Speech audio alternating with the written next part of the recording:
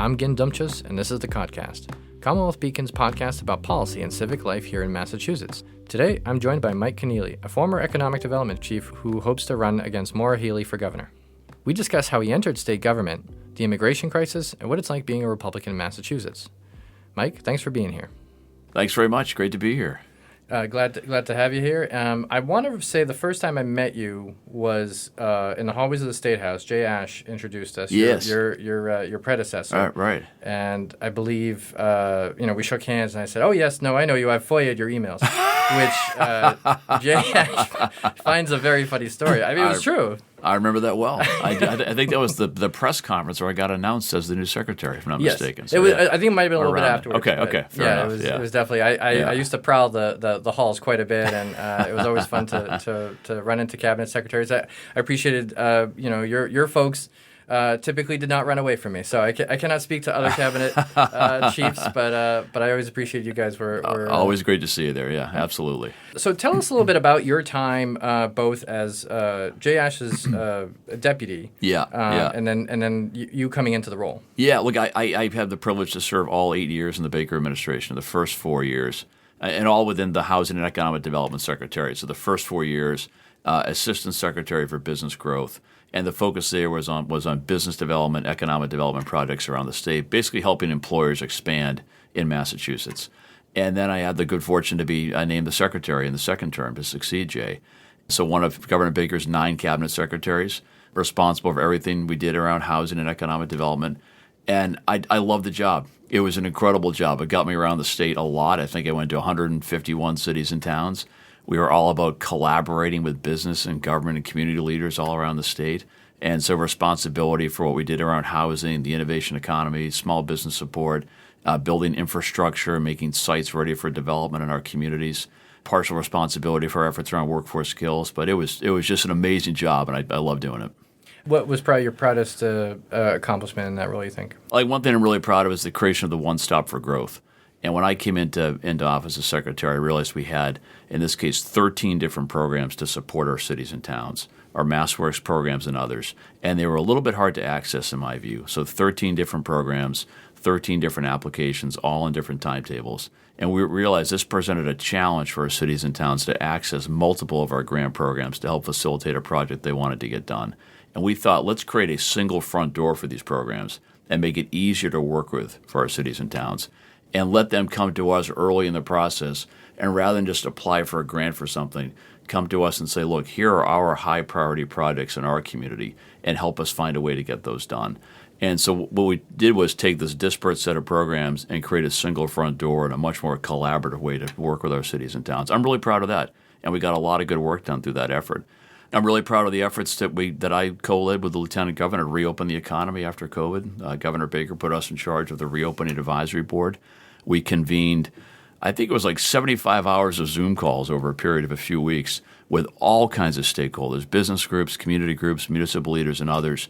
Virtually every trade group came to the table with their ideas on what a safe reopening looked like. And we safely reopened the economy. We started that process in May of 2020, finished it in May of 2021. And it was a great example of collaboration with a lot of different people around the state at obviously a really critical time in our state's history. I'm very proud, of course, of getting the housing choice legislation done.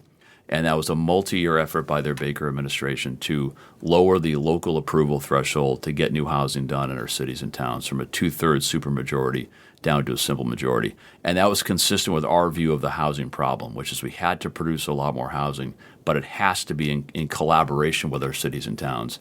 And we view the mandate then as how do we create an easier path for cities and towns to produce the housing they want. Those are probably the 3 things: the one-stop reopening and the housing choice reforms. What about regrets? Any regrets? I will say there's less regret, but more, describe it, unfinished business. We did a lot of good things around workforce skills. We had this workforce skills cabinet, myself as Housing and Economic Development Secretary, the Education Secretary, and the Labor Secretary. And that was meant for the 3 of us to come together and address skills gaps around the state.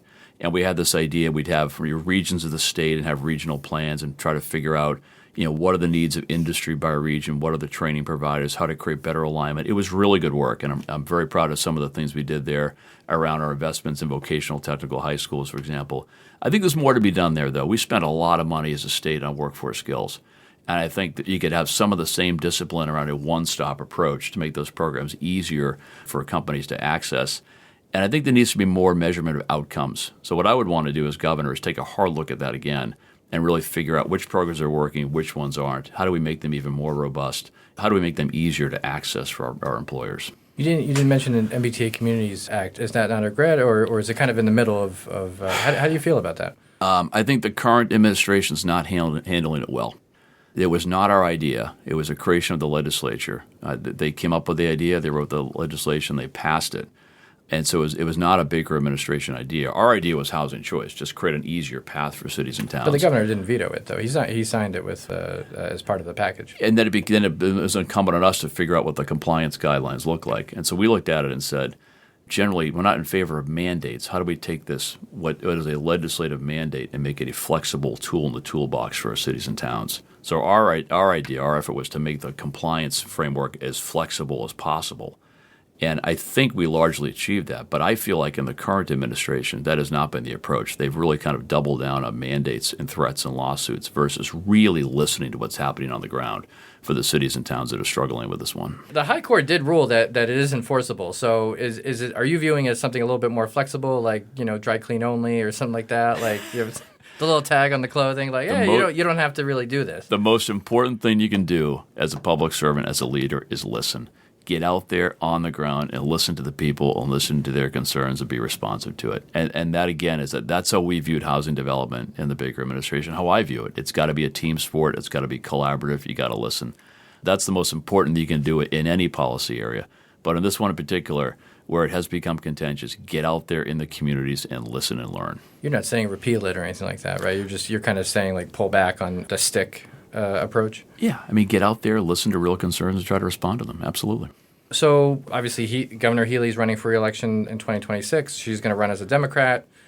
There's looking like there's going to be a GOP primary. I'm always fascinated by why someone is a Democrat or a Republican, especially in this day and age. I'm happily unaffiliated. Along with 65% of the voters here in Massachusetts. Yeah, exactly. Right. I've never been a huge fan of dogma. It's the same reason I'm an atheist.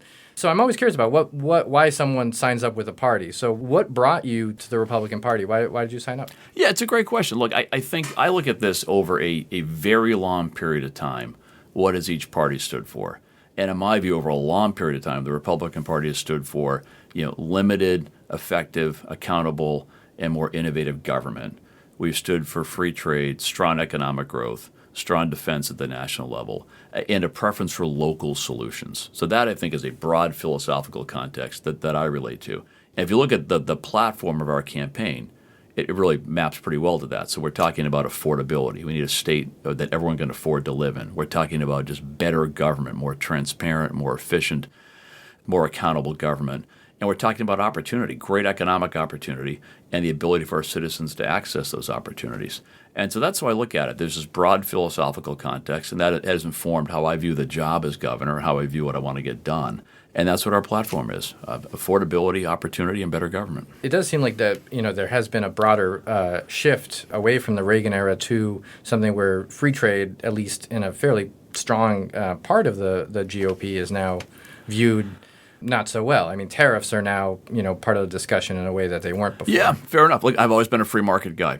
Like always. And then when I talk about the core values of the party, I'm looking, again, over a very, very long period of time. That's how I look at it. And different policies will come and go and ebb and flow. But I look at the Republican Party and what it stood for. And free markets and strong growth and limited government, that's been kind of the core of it for a long time. Was there kind of I know with Governor Baker, he had a Republican father, a Democratic mother. What was it kind of? Did you something in your upbringing made you sign up? Or yeah, I think my dad was. I'm really proud of my dad. My dad was a member of the local steelworkers union. Put himself through 9 years of night school at Bentley College. Got an accounting degree. Became an accountant. Joined one of his clients, Roach Brothers Supermarkets. Then became their CEO.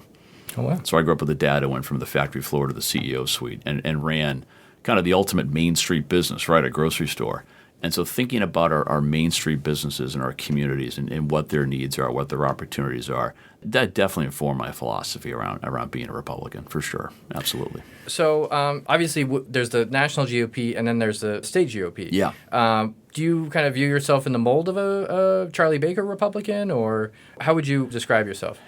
We've said in this campaign from the start we're gonna resist labels, and I don't view myself as being kind of in association with any particular politician. We're going to talk about my ideas and my vision for the state and my policies. I will say in Massachusetts we have had, in my view, a long history of effective Republican governors, for sure. And you think about the state today, where the state is 65% independent, unenrolled, as we talked about, and yet we have one-party government.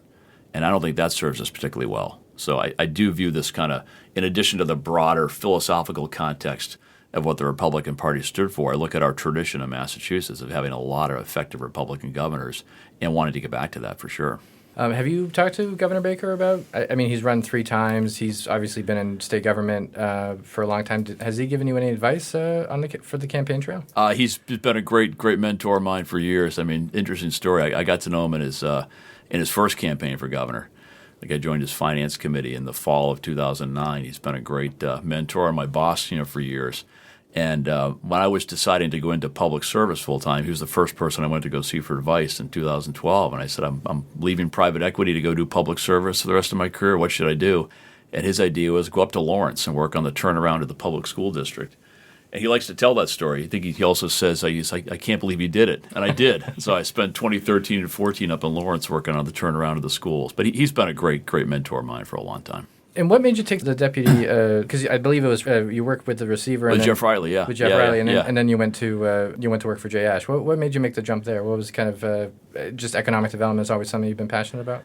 Oh, from education to economic development? Yeah. I mean, the real jump for me was leaving a 19-year career in private equity, which I really enjoyed. I mean, I traveled to 40 states. I met with 1,000 CEOs. Our firm invested in 100 companies. We built businesses, we created jobs.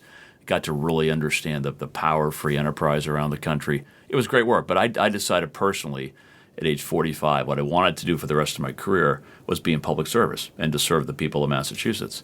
And the first step for me was Lawrence, which was an amazing experience.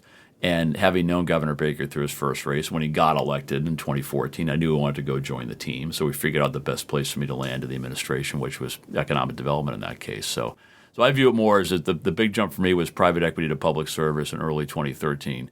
And it's always been about trying to find the best role, within that. And that's led me now to want to be governor. And in terms of, so obviously there's going to be a GOP primary first. What's your sense of a path to victory? You've said that you didn't vote for President Trump the last several elections. You blanked the ballot. What's your sense of what the lane is? Because I think what we've seen, I believe in the U.S. Senate race the other year, like there was John Keller had a debate with 3 of the candidates, and one guy just, I guess, refused to take off his red hat throughout the entire debate. So what's your sense of what the path to victory is, and how do you deal with getting through that primary? I think the path to victory for really anybody in public life is to listen to the needs and opportunities of the people and come up with policies and strategies that respond to those. And that's our focus around affordability, opportunity, and better government. We're going to hammer those for the next year and a half. And really get into things like our cost of living, housing, energy, and taxes, what's happening there. Opportunity, the quality of the economy here and job growth, and the quality of our education system and citizens' ability to compete for those jobs. Accountable government around getting that audit done at the legislature and a more transparent governor's office, which hasn't happened yet. Fiscal responsibility when the budget's more than doubled over a decade. So we're going to be out there talking about those issues and responding to how people perceive government and what it can do for them. And just be more effective. So that's one part. And the other part is talking about personal track record. There's no one in this race now, and there likely won't be anybody in this race with the track record I have across business, education, state government, nonprofit the last couple of years, volunteer experience in local government on a local finance committee. So being able to make the case, look, here's a whole set of issues and opportunities that are really pressing for the people of Massachusetts. And here's where Governor Healy's falling short on all those metrics, and here's my personal track record to deliver for the people. That's what we're going to be doing for the next year and a half. And certainly something I've seen the kind of ads you've been running about going after Governor Healy about the immigration crisis, and it seems like you're framing it as a management issue, right? Am I interpreting that correctly? You're interpreting it correctly. It is an abject failure of crisis management, in my view. And so this is now become a humanitarian crisis in Massachusetts that has cost the state, I think, around $3 billion. And I say think because the details are kind of hard to come by. That speaks to transparency.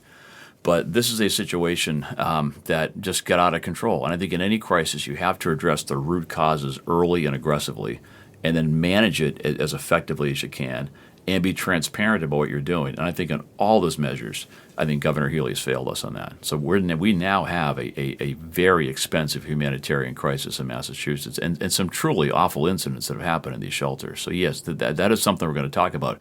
One of the areas of our platform, if you will, is government you can believe in. Well, a government you can believe in will be able to manage a crisis, and we're just not seeing that today. Now, with immigration, there's obviously there's some nuance to the national debate that doesn't always get captured, right? I mean, it's very much there's a lot of focus on the violent criminals who are getting rounded up. Yep. But there's also, you've got like the Tufts University student who was snatched off the street by masked ICE agents, and the judge just let her go because the government basically couldn't provide any reason beyond an op-ed. So what's your kind of take on the kind of, it seems like the conversation around immigration overall has become even more toxic than it was over the last couple of years? Look, the focus has to be on getting criminals out of our shelters, off our streets, and out of our state. And there's got to be a level of cooperation between local, state, and county law enforcement with the feds that isn't happening today.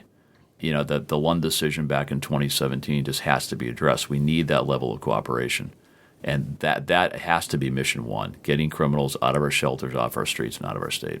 But there's a difference between the criminals and people like the Tufts University student, right? I mean, I would advocate for a strong focus on the criminals, right, and presenting to the feds that we are a reliable partner in that regard, because I think there's a lack of trust right now between the federal government and the state. But if we can present ourselves as a reliable partner in that effort, I think we'll get much better outcomes. Would you also seek a repeal of the right to shelter law? That's been, since the 80s it's been? 1983. We have to amend it. I mean, the original intent of that was to house Massachusetts families that had become homeless. And that was passed in 1983. And I would argue from 1983 to probably early 2023, no one really focused on it. It served its purpose. It was never a topic of conversation, but it wasn't meant to address a humanitarian crisis. And so that has to be amended. There's been some proposals from the Republican legislators on that one, which I support. But there's got to be some kind of a residency requirement that gets it back to the original intent of that law, which is to house Massachusetts families that became homeless. And my understanding is about I'd have to check back on the latest numbers, but I believe at least months ago that it was a 50-50 split in terms of Massachusetts residents and migrants that were in this program. Yeah, I mean, that sounds about right. But the problem, if you look at the root cause of the crisis, talk about addressing root causes, humanitarian crisis in some of these countries to our south, what I would argue an open federal border in the prior administration, and our status is the only one of 50 states that's right to shelter. I mean, that was a recipe for people to come into the United States and find their way to Massachusetts. And that should have been addressed much earlier on. And I warned the incoming administration about it. Given the confluence of those three factors, we were going to have an influx of people we couldn't handle. And we simply had to address that. I'm glad that some of that's being addressed now. But those three factors almost guaranteed we'd see a huge influx of people in Massachusetts. And we have to, again, talk about crisis management, address root causes early and aggressively, right? You have to do that.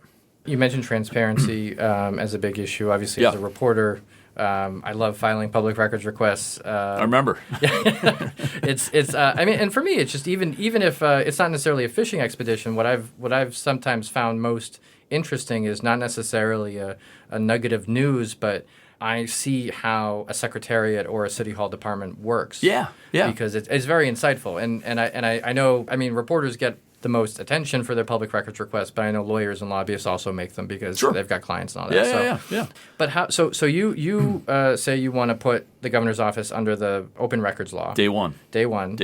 How do you accomplish that in a lasting way? Because prior administrations, including Governor Baker, have cited this very narrow, in my opinion, a very narrow Supreme Judicial Court ruling. How do you achieve? So I think the ruling says you can be exempt. It doesn't say you have to be exempt. So I've said day one I would have the governor's office subject to the public records laws. And I haven't gotten into the mechanics of how to achieve that and do it in a way that's going to be lasting. But day one, my administration, my office will be subject to public records. And the other issue we focus on is the audit of the legislature. 72% of the voters said the auditor should audit the legislature. And in my view, all of Beacon Hill, including Governor Healy and the AG and legislative leadership, are pushing back on that. That isn't right. You got to listen to the people. And I will say, having been a cabinet secretary, I lived with both audits and public records requests. So we'd have our Monday meeting to kick off the week, and someone would say, well, the auditors come and they want to audit this agency. And I said, well, fine. That's the auditor's prerogative. And I'd also hear, well, someone, maybe yourself, has submitted an Information Act request. And we say, fine, go deal with that. I lived under that regime for 4 years as a cabinet secretary, audits and public records requests. And I view that as entirely appropriate.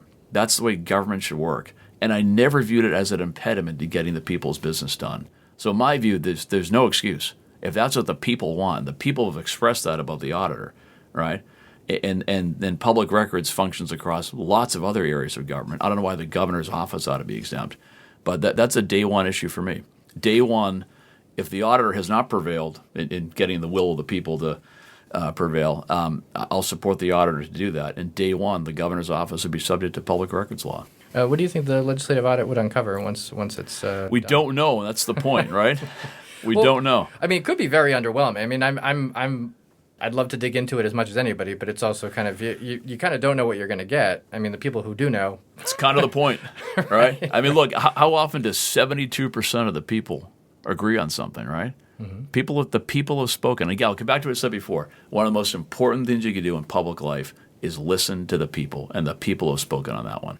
I mean, they were kind of also sending a message, right? They wanted in general more transparency on Beacon Hill, right? I mean, I think I don't know. I view when voters vote for something, there's obviously a lot that goes into it, and sometimes people vote for different things for different reasons, right?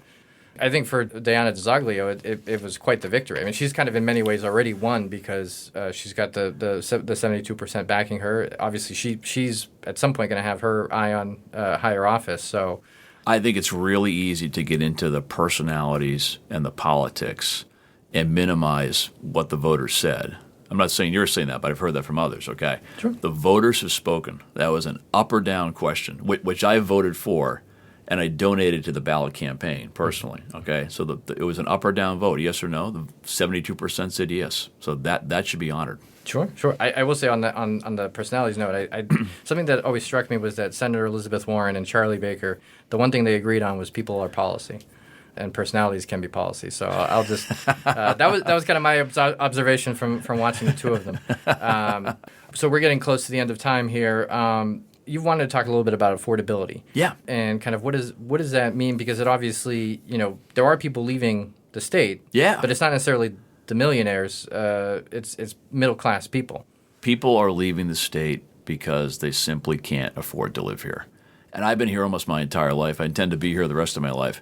I think that's incredibly unfortunate, to say the least. And we think about affordability in a few dimensions: housing, energy, and taxes.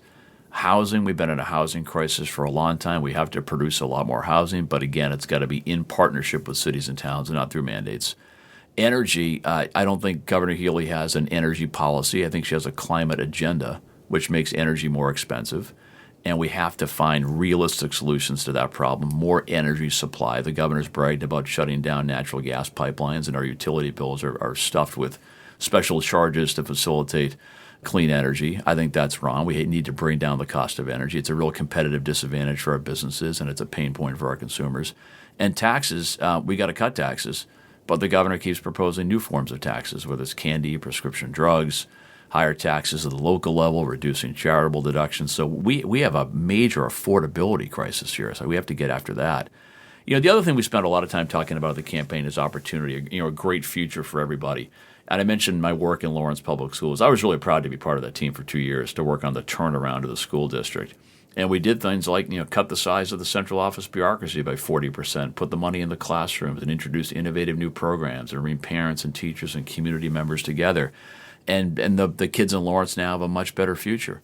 We got to get a lot more serious about education in the state. And that statement may surprise people. People like to talk about the fact that we're number one in public education. What people don't want to talk about is that our reading scores peaked in 2011. Our math scores peaked in 2013. Half of our third graders can't read proficiently. I mean, we got real issues here in education. And I think Governor Healy is managing our decline in education, not leading us forward. At the same time, we're 50th among 50 states in job creation. So we need a much more robust economy and a much better ability for our citizens to go compete for and do those jobs. So those are important parts of the campaign, just the quality of our economy, our quality of our ability for citizens to realize those opportunities, and people's just plain ability to afford to live here. At a time, again, where the state budget's gone from $30 billion a dozen years or so ago to $61 billion today. Which Governor Baker did sign off on. Well, I'm talking about what I'm going to do. Okay. We got to take a hard look at that. I mean, 30 to 61, and they still want to raise taxes. No, enough is enough. We got to bring down spending. We got to find efficiencies within that budget. I have to believe when you go from 30 to 60 in a decade or so, there's efficiencies to be found. And we got to get after that and bring taxes down. And that's a component of the state's ability to compete for investment in jobs and opportunity. And it's a component of cost of living as well. We got to get serious about that. So Governor Healy signed a $5.1 billion housing bond bill. We both know how bond bills work, that just because that number is out there doesn't mean that all that money is going to get spent. Was there anything in there that you agreed with or disagreed with, liked, didn't like? It provided more money for a lot of programs we've had for a long time in Massachusetts, okay? But I get concerned when there's this sort of constant trumpeting of a $5-point-something billion bond bill because, A, that money's not going to get spent. As you alluded to, that is bond authorization, and you got to look at what's actually being put into a capital budget. There's not going to be $5 billion spent. But also, it sort of perpetuates this narrative that this is a state spending solution versus a local partnership solution. I mean, housing gets done in our cities and towns, and local control really matters around here as a matter of statute and tradition and culture. We got 351 cities and towns, and it's been state law for over 100 years. They get to decide what happens in their communities, and that's as it should be. And so that's how housing gets developed in our local cities and towns. And so when you put so much emphasis on a giant state bond bill, I think it takes away from the attention of we got to get in our communities and focus on what they want to get done there. And that was just one of the great parts of my job as secretary, was traveling the state all the time and meeting people and getting out in the communities. And it's a broader question about leadership and approach to the job.